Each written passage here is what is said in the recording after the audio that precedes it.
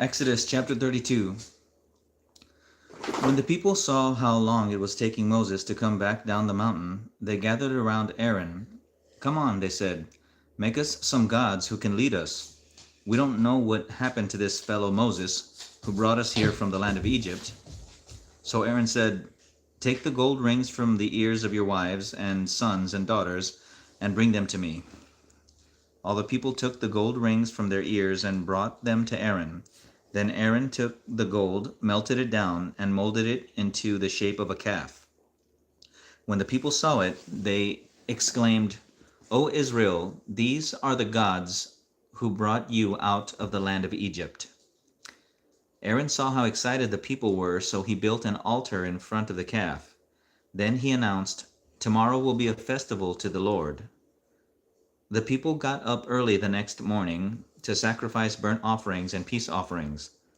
After this, they celebrated with feasting and drinking, and they indulged in pagan revelry. The Lord told Moses, "Quick, go down the mountain. Your people whom you brought from the land of Egypt have corrupted themselves.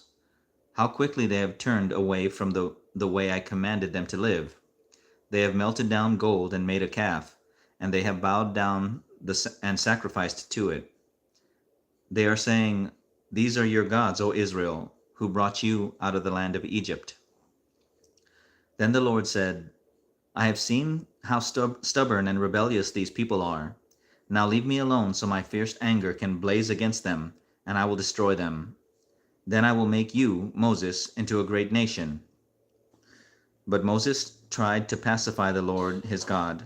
"O Lord," he said, "why are you so angry with your own people who you brought from the land of Egypt with such great power and such a strong hand? Why let the Egyptians say, 'Their God rescued them with the evil intention of slaughtering them in the mountains and wiping them from the face of the earth'? Turn away from your fierce anger. Change your mind about this terrible disaster you have threatened against your people. Remember your servants, Abraham, Isaac, and Jacob. You bound yourself with an oath to them, saying, 'I will make your descendants as numerous as the stars of heaven, and I will give them all of this land that I have promised to your descendants, and they will possess it forever.'" So the Lord changed his mind about the terrible disaster he had threatened to bring on his people. Then Moses turned and went down the mountain. He held in his hands the 2 stone tablets inscribed with the terms of the covenant. They were inscribed on both sides, front and back.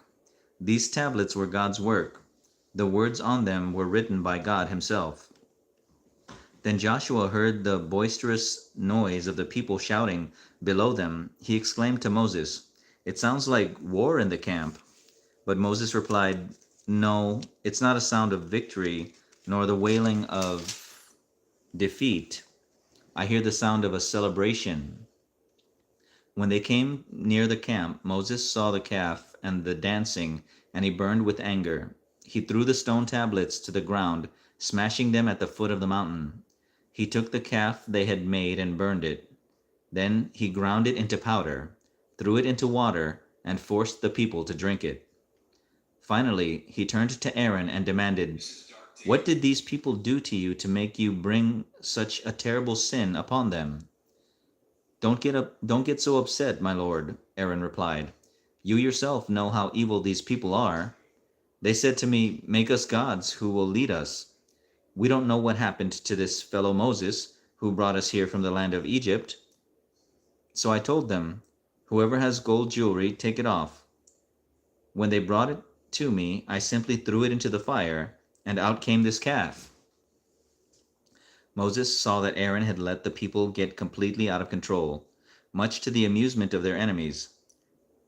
So he stood at the entrance to the camp and shouted, "All of you who are on the Lord's side, come here and join me." And all the Levites gathered around to him. Moses told them, "This is what the Lord, the God of Israel, says. Each of you take your swords and go back and forth from one end of the camp to the other. Kill everyone, even your brothers, friends, and neighbors." The Levites obeyed Moses' command, and about 3,000 people died that day.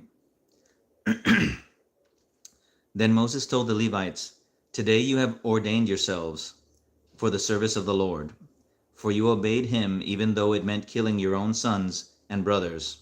Today you have earned a blessing." The next day Moses said to the people, You have committed a terrible sin, but I will go back up to the Lord on the mountain. Perhaps I will be able to obtain forgiveness for your sin." So Moses returned to the Lord and said, "Oh, what a terrible sin these people have committed. They have made gods of gold for themselves. But now, if you will only forgive their sin, but if not, erase my name from the record you have written."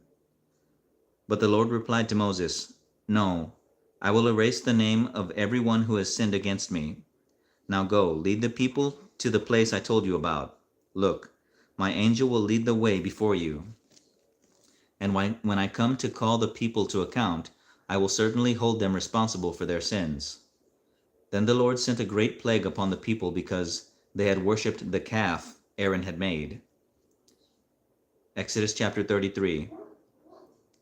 The Lord said to Moses, "Get going, you and the people you brought up from the land of Egypt. Go up to the land I swore to give to Abraham, Isaac, and Jacob. I told them, I will give this land to your descendants, and I will send an angel before you to drive out the Canaanites, Amorites, Hittites, Perizzites, Hivites, and Jebusites. Go up to this land that flows with milk and honey, but I will not travel among you, for you are a stubborn and rebellious people. If I did, I would surely destroy you along the way." When the people heard these stern words, they went into mourning and stopped wearing their jewelry and fine clothes. For the Lord had told Moses to tell them, "You are a stubborn and rebellious people. If I were to travel with you for even a moment, I would destroy you. Remove your jewelry and fine clothes while I decide what to do with you." So from the time they left Mount Sinai, the Israelites wore no more jewelry or fine clothes. It was Moses' practice to take the tent of meeting and set it up some distance from the camp. Everyone who wanted to make a request of the Lord would go to the tent of meeting outside the camp. Wherever Moses went out to the tent of meeting, whenever he went out to the tent of meeting, all the people would get up and stand in the entrances of their own tents. They would all watch Moses until he disappeared inside. As he went into the tent, the pillar of cloud would come down and hover at its entrance while the Lord spoke with Moses. When the people saw the cloud standing at the entrance of the tent, they would stand and bow down in front of their tents. Inside the tent of meeting, the Lord would speak to Moses face to face as one speaks to a friend. Afterward, Moses would return to the camp, but the young man who assisted him, Joshua, son of Nun, would remain behind in the tent of meeting. One day Moses said to the Lord, "You have been telling me, 'Take these people up to the promised land,' but you haven't told me whom you will send with me. You have told me, 'I know you by name, and I look favorably on you.' If it is true that you look favorably on me, let me know your ways so I may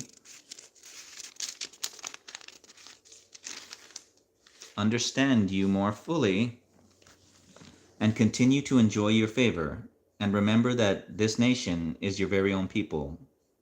The Lord replied, "I will personally go with you, Moses, and I will give you rest. Everything will be fine for you." Then Moses said, "If you don't personally go with us, don't make us leave this place. Don't make us leave this place. How will anyone know that you look favorably on me and your people, if you don't go with us? For your presence among us sets your people and me apart from all other people on the earth."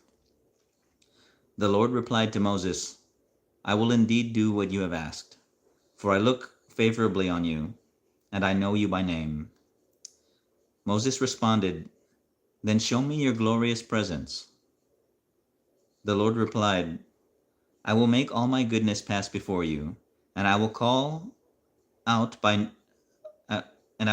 my name, Yahweh, before you. For I will show mercy to anyone I choose, and I will show compassion to anyone I choose. But you may not look directly at my face, for no one can see my face. No one may see me and live. The Lord continued, Look, stand near me on this rock. As my glorious presence passes by, I will hide you in the crevice of the rock and cover you with my hand until I have passed by. Then I will remove my hand and let you see me from behind, but my face will not be seen. Exodus chapter 34. Then the Lord told Moses, Chisel out 2 stone tablets like the first ones. I will write on them the same words that were on the tablets you smashed. Be ready in the morning to climb up Mount Sinai and present yourself to me on the top of the mountain. No one else may come with you. In fact, no one is to appear anywhere on the mountain. Do not even let the flocks or herds graze near the mountain. So Moses chiseled out 2 tablets of stone like the first ones. Early in the morning he climbed Mount Sinai as the Lord had commanded him, and he carried the 2 stone tablets in his hands. Then the Lord came down in a cloud and stood there with him, and he called out his own name, Yahweh. The Lord passed in front of Moses, calling out, Yahweh, the Lord, the God of compassion and mercy. I am slow to anger and filled with unfailing love and faithfulness. I lavish unfailing love to 1,000 generations. I forgive iniquity, rebellion, and sin. I do not excuse the guilty. I lay the sins of the parents upon their children and grandchildren. The entire family is affected, even children in the 3rd and 4th generations. Moses immediately threw himself to the ground and worshipped, and he said, O Lord, if it is true that I have found favor with you, then please travel with us. Yes, this is a stubborn and rebellious people, but please forgive our iniquity and our sins. Claim us as your own special possession. The Lord replied, Listen, I'm making a covenant with you in the presence of all your people. I will perform miracles that have never been performed anywhere in all the earth or in any nation, and all the people around you will see the power of the Lord, the awesome power I will display for you. But listen carefully to everything I command you today. Then I will go ahead of you and drive out the Amorites, Canaanites, Hittites, Perizzites, Hivites, and Jebusites. Be very careful never to make a treaty with the people who live in the land where you're going. If you do, you will follow their evil ways and be trapped. Instead, you must break down their pagan altars, smash their sacred pillars, and cut down their Asherah poles. You must worship no other gods, for the Lord, whose very name is jealous, is a God who is jealous about his relationship with you. You must not make a treaty of any kind with the people living in the land. They lust after their gods, offering sacrifices to them. They will invite you to join them in their sacrificial meals, and you will go with them. Then you will accept their daughters who sacrifice to other gods as wives for your sons, and they will seduce your sons to commit adultery against me by worshiping other gods. You must not make any gods of molten metal for yourselves. You must celebrate the festival of unleavened bread. For 7 days the bread you eat must be made without yeast, just as I commanded you. Celebrate this festival annually, at the appointed time, in early spring, in the month of Abib, for this is the anniversary of your departure from Egypt.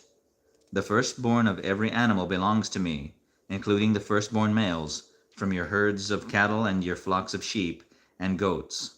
A firstborn donkey may be bought back from the Lord by presenting a lamb or young goat in its place, but if you do not buy it back, you must break its neck. However, you must buy back every firstborn son. No one may appear before me without an offering. You have 6 days each week for your ordinary work, but on the 7th day you must stop working, even during the seasons of plowing and harvest. You must celebrate the festival of harvest with the first crop of the wheat harvest, and celebrate the festival of the final harvest at the end of the harvest season. 3 times each year every man in Israel must appear before the sovereign, the Lord, the God of Israel. I will drive out the other nations ahead of you and expand your territory, so no one will covet and conquer your land while you appear before the Lord your God 3 times each year.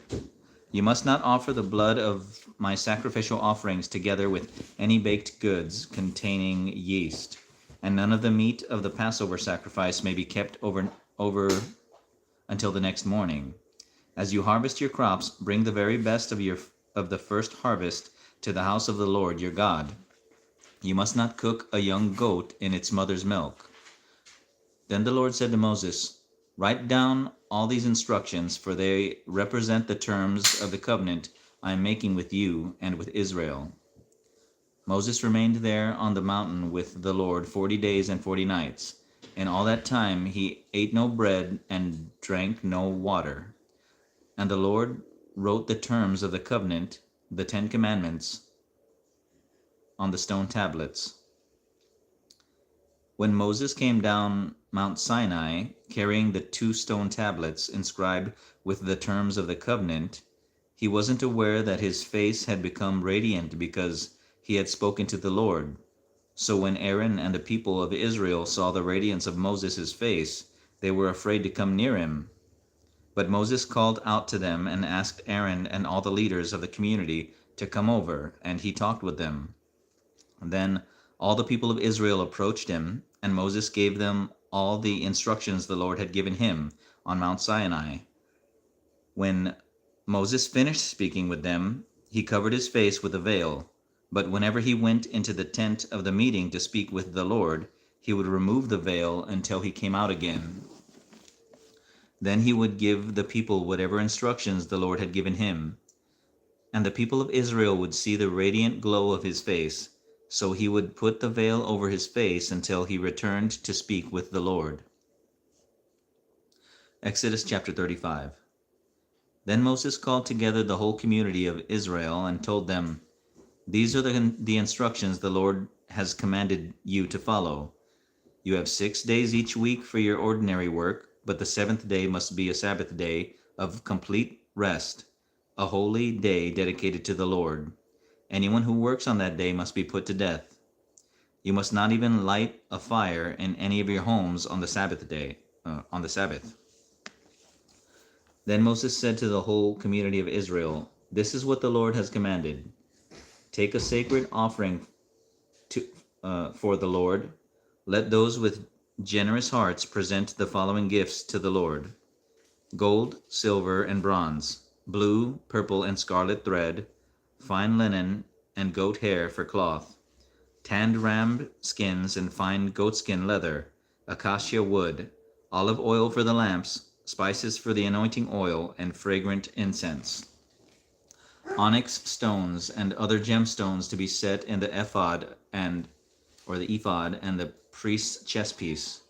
Come, all of you who are gifted craftsmen, construct everything that the Lord has commanded: the tabernacle and its sacred tent, its covering, clasps, frames, crossbars, posts, and bases, the ark and its carrying poles, the ark's cover, the place of atonement, the inner curtain to shield the ark, the table, its carrying poles, and all its utensils, the bread of the presence, for light, the lampstand, its accessories, the lamp cups, and the olive oil for lighting, the incense altar and its carrying poles, the anointing oil and fragrant incense, the curtain for the entrance of the tabernacle, the altar of burnt offering, the bronze grating of the altar and its carrying poles and utensils, the wash basin with its stand, the curtains for the walls of the courtyard, the posts and their bases, the curtain for the entrance to the courtyard,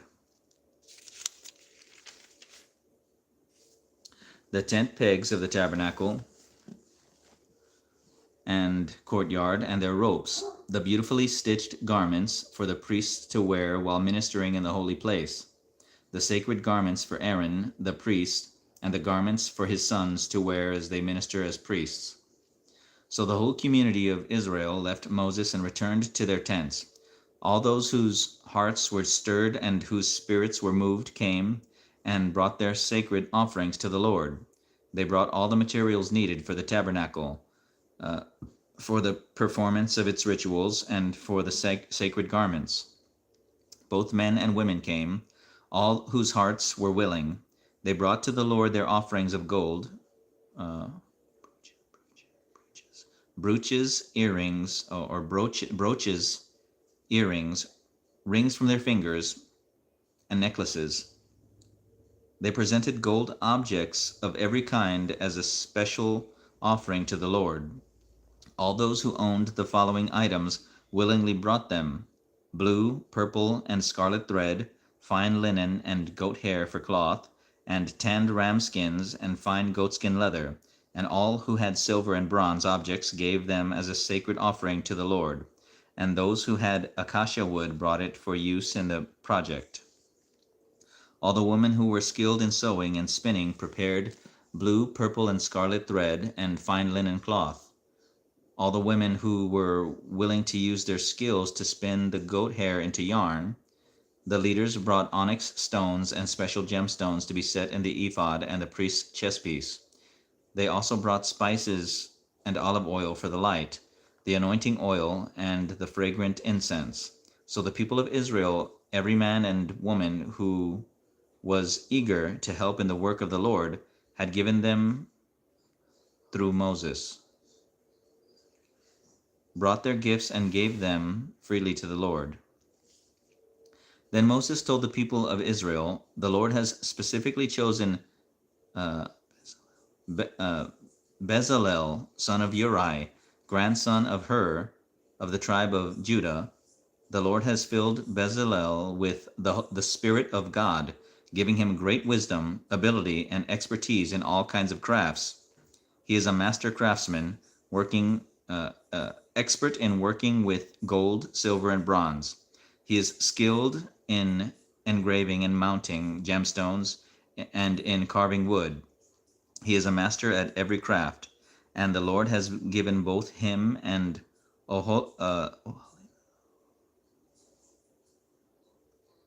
Oholiab, son of Ahisamach of the tribe of Dan, the ability to teach their skills to others.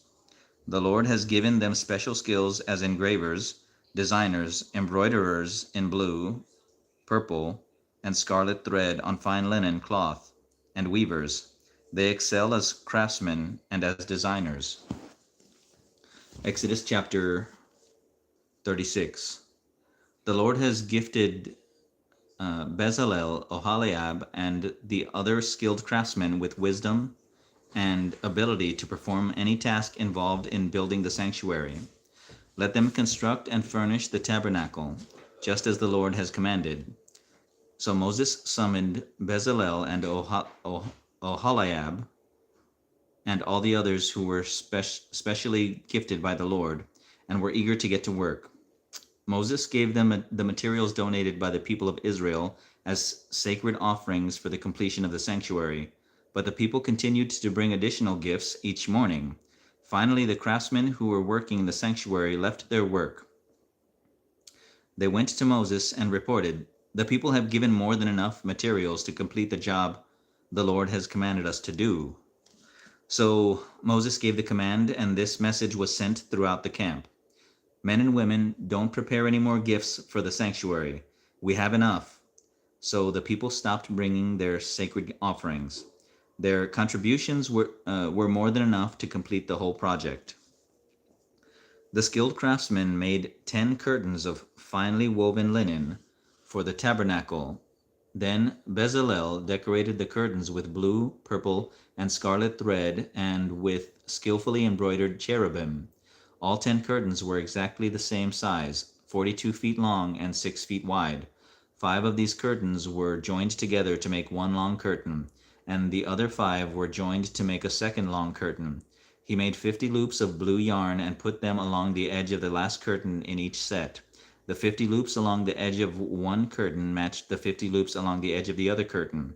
Then he made 50 gold clasps and fastened the long curtains together with the clasps. In this way, the tabernacle was made of one continuous piece. He made 11 curtains of goat hair cloth to serve as a tent covering for the tabernacle. These 11 curtains were all exactly the same size, 45 feet long and 6 feet wide. Bezalel joined 5 of these curtains together to make one long curtain, and the other 6 were joined to make a second long curtain. He made 50 loops for the edge of each large curtain. He also made 50 bronze clasps to fasten the long curtains together. In this way the tent covering was made of one continuous piece. He completed the tent covering with a layer of tanned ram skins and a layer of fine goat skin leather. For the framework of the tabernacle, Bezalel constructed frames of acacia wood. Each frame was 15 feet high and 27 inches wide, with 2 pegs under each frame. All the frames were identical. He made 20 of these frames to support the curtains of the south side of the tabernacle. He also made 40 silver bases, 2 bases under each frame with the pegs fitting securely into the bases. For the north side of the tabernacle, he made another 20 frames, with their 40 silver bases, 2 bases under each frame. He made 6 frames for the rear, the west side of the tabernacle, along with 2 additional frames to reinforce the rear corners of the tabernacle. These corner frames were matched at the bottom and firmly attached at the top with a single ring, forming a single corner unit. Both of these corner units were made the same way. So there were 8 frames at the rear of the tabernacle, set in 16 silver bases, 2 bases under each frame. Then he made crossbars of acacia wood to link the frames, 5 crossbars for the north side of the tabernacle, and 5 for the south side. He also made 5 crossbars for the rear of the tabernacle, which faced west. He made the middle crossbar to attach halfway up the frames. It ran all the way from one end of the tabernacle to the other. He overlaid the frames with gold and made gold rings to hold the crossbars. Then he overlaid the crossbars with gold as well. For the inside of the tabernacle, Bezalel made a special curtain of finely woven linen. He decorated it with blue, purple, and scarlet thread and with skillfully embroidered cherubim. For the curtain he made 4 posts of acacia wood and 4 gold hooks. He overlaid the posts with gold and set them in 4 silver bases. Then he made another curtain for the entrance to the sacred tent. He made it of finely woven linen and embroidered it with exquisite designs using blue, purple, and scarlet thread.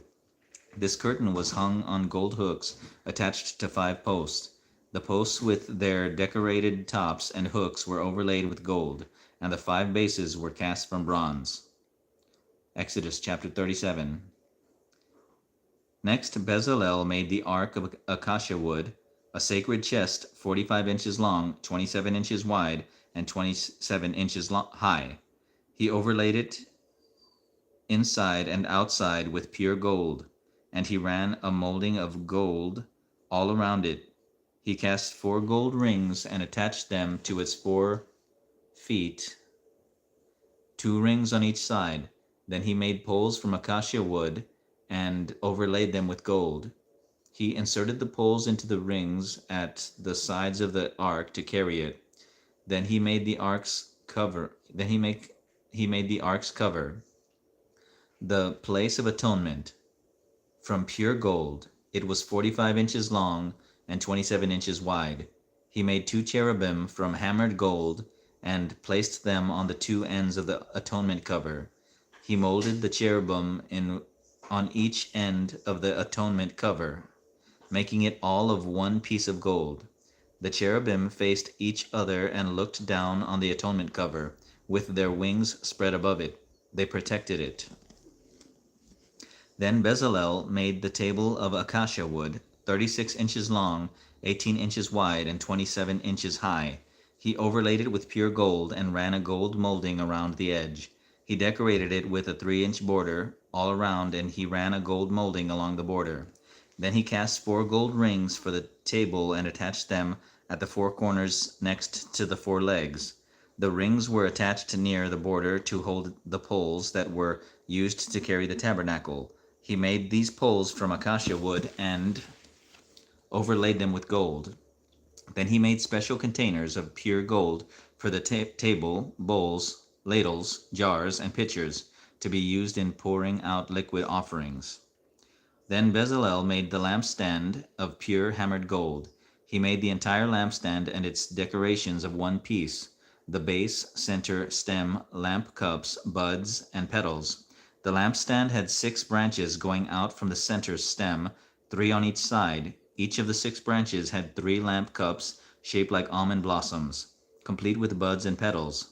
The center stem of the lampstand was crafted with 4 lamp cups, shaped like almond blossoms, complete with buds and petals.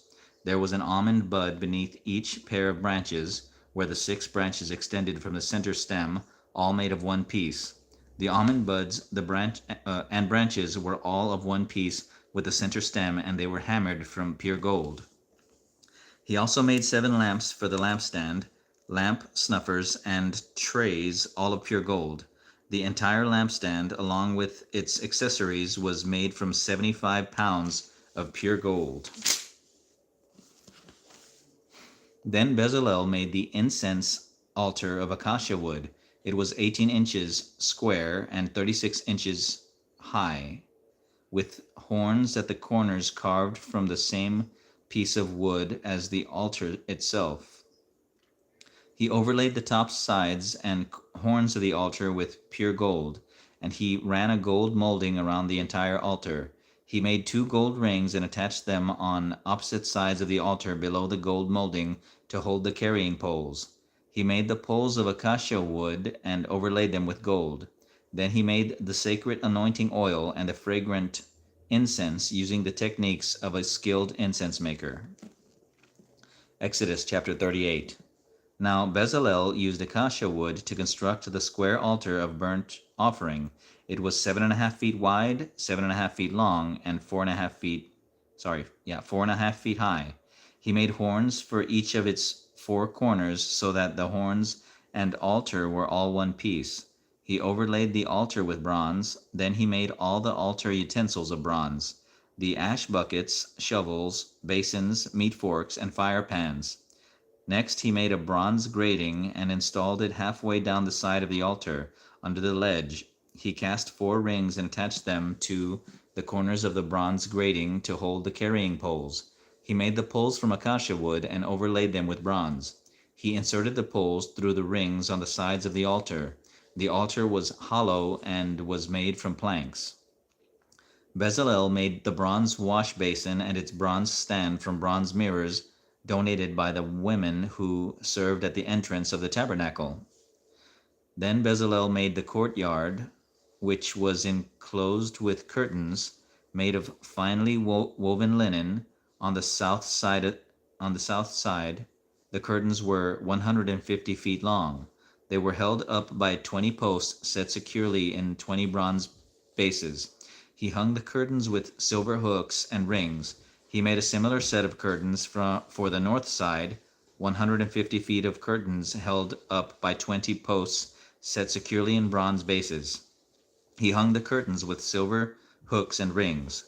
The curtains on the west end of the courtyard were 75 feet long, hung with silver hooks and rings and supported by tent posts set into 10 bases.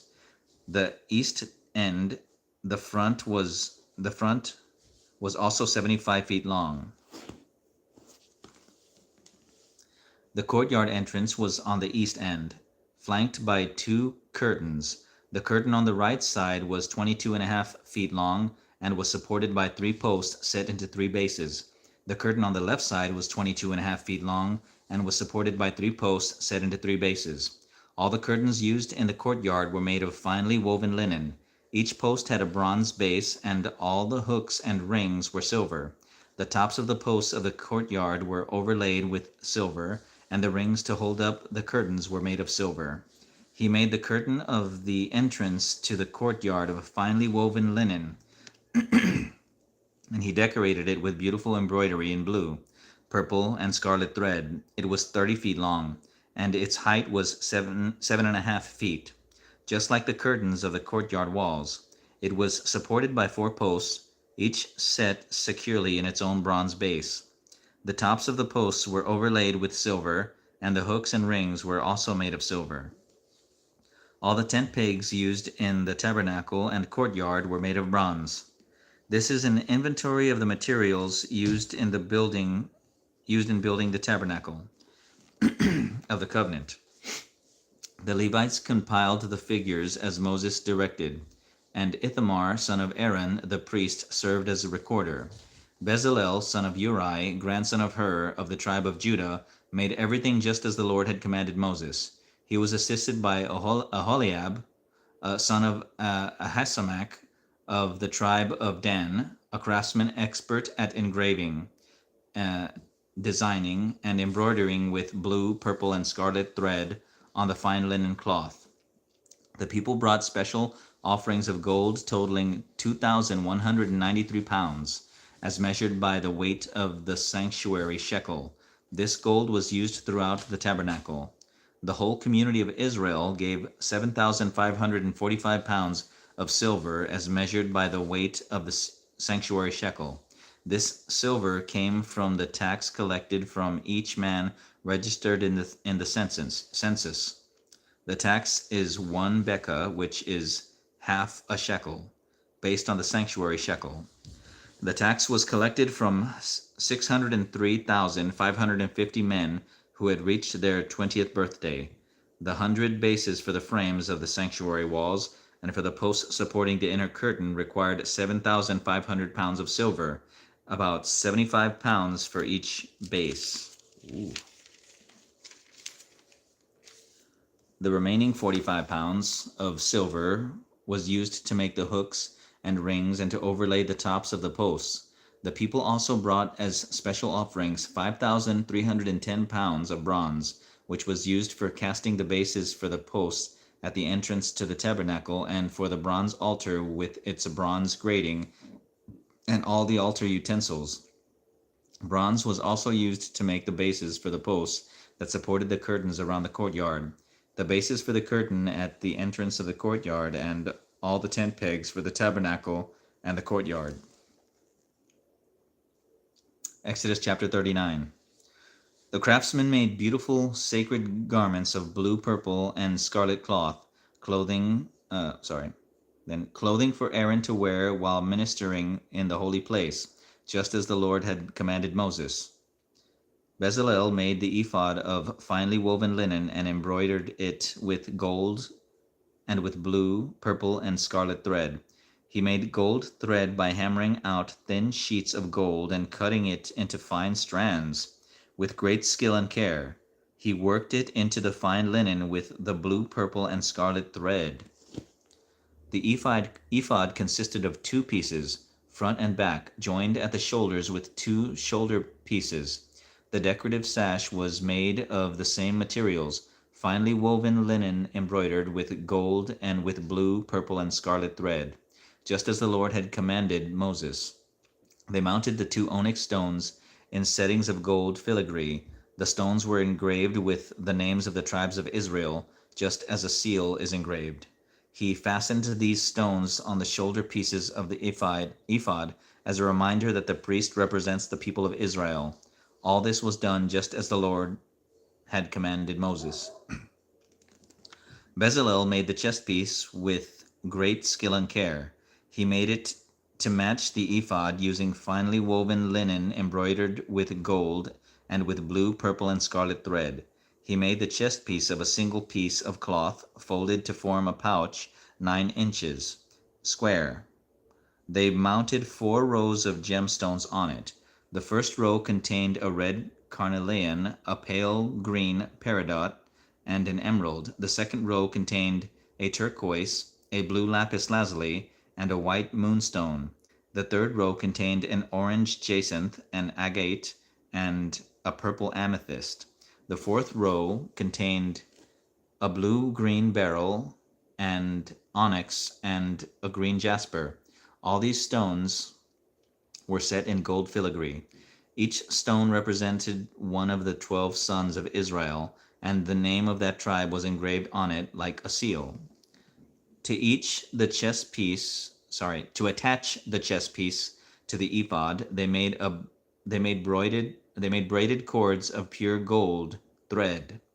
They also made 2 settings of gold filigree and 2 gold rings and attached them to the top corners of the chest piece. They tied the 2 gold cords to the rings on the chest piece. They tied the other ends of the cords to the gold setting on the shoulder pieces of the ephod. Then they made 2 more gold rings and attached them to the inside edges of the chest piece next to the ephod. Then they made 2 more gold rings and attached them to the front of the ephod, below the shoulder pieces, just above the knot where the decorative sash was fastened to the ephod. They attached the bottom rings of the chest piece to the rings on the ephod with blue cords. In this way the chest piece was held securely to the ephod above the decorative sash. All this was done just as the Lord had commanded Moses. Bezalel made the robe that is worn with the ephod from a single piece of blue woven cloth, with an opening for Aaron's head in the middle of it. The opening was reinforced with a woven collar, so it would not tear. They made pomegranates of blue, purple, and scarlet yarn and attached them to the hem of the robe. They also made bells of pure gold and placed them between the pomegranates along the hem of the robe, with bells and pomegranates alternating all around the hem.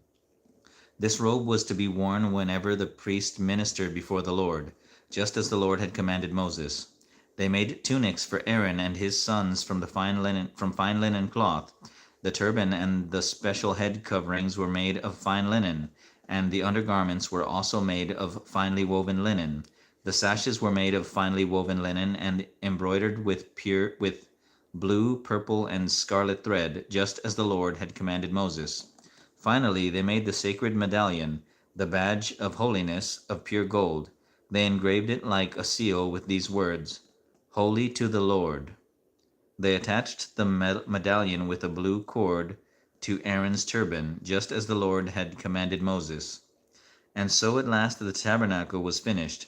The Israelites had done everything that just as the Lord had commanded Moses, and they brought the entire tabernacle to Moses. The sacred tent with all its furnishings, clasps, frames, crossbars, posts, and bases, the tent coverings of tanned ram goat skins and fine goatskin leather, the inner curtain to shield the ark of the covenant and its carrying poles, the ark's cover, the place of atonement, and the table and all its utensils, the bread of the presence, the pure gold lampstand with its symmetrical lamp cups, all its accessories, and the olive oil for lighting, the gold altar, the anointing oil and fragrant incense, the curtain for the entrance of the sacred tent, the bronze altar, the bronze grating and its carrying poles and utensils, the wash basin with its stand, the curtains for the walls of the courtyard, the posts and their bases, the curtain for the entrance to the courtyard, the ropes and tent pegs, all the furnishings to be used in worship at the tabernacle, the beautifully stitched garments for the priests to wear while ministering in the holy place, the sacred garments for Aaron the priest, and the garments for his sons to wear as they minister as priests.